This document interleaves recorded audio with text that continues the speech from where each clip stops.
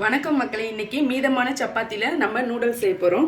அதுக்கு சப்பாத்தியை கட் பண்ணி வச்சுருக்கேன். வானலில் எண்ணெய் ஊற்றி அதில் வெங்காயம் பச்சை மிளகாவை தள்ளிக்கலாம்.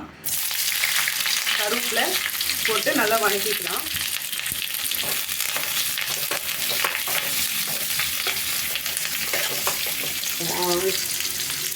அப்புறம் கட் பண்ண குடமிளகா, கேரட்டு எல்லாமே போட்டு, முட்டைக்கோசு எல்லாம் போட்டு, பீன்ஸ் எல்லாம் போட்டு வதக்கிக்கலாம். நல்லா வணங்கட்டும். இப்போ உப்பு, பிரியாணி மசாலா எல்லாமே காரத்துக்கு தகுந்த மாதிரி போட்டுக்கோங்க. அப்புறம் டொமேட்டோ சாஸு போட்டு நல்லா பரட்டிக்கலாம்.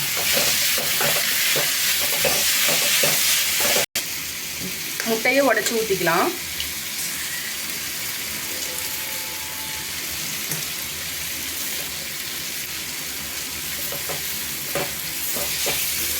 முட்டையை உடைச்சி ஊற்றினோடனே இப்படி கிளறிக்கலாம். அப்போ தான் எல்லா காய் மேலேயும் படரும்.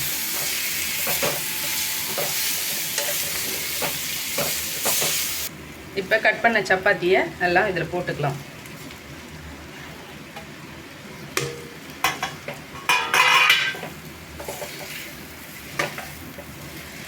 நல்லா வணக்கிக்கிட்டா நம்மளுக்கு தேவையான சப்பாத்தி நூடுல்ஸ் ரெடியாச்சு. ஹெல்த்தியான நூடுல்ஸ். வாங்க எல்லோரும் சாப்பிட்லாம்.